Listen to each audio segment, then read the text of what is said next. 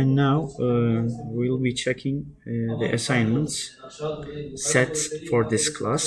Okay, this is my class, and click on assignments part.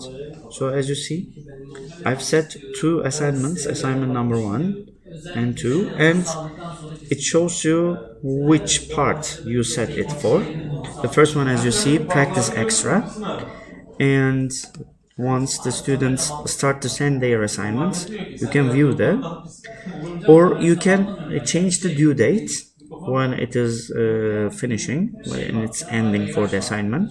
The same for collaboration plus, or you can here create the assignment, and here another link is understanding the data, how we will evaluate them.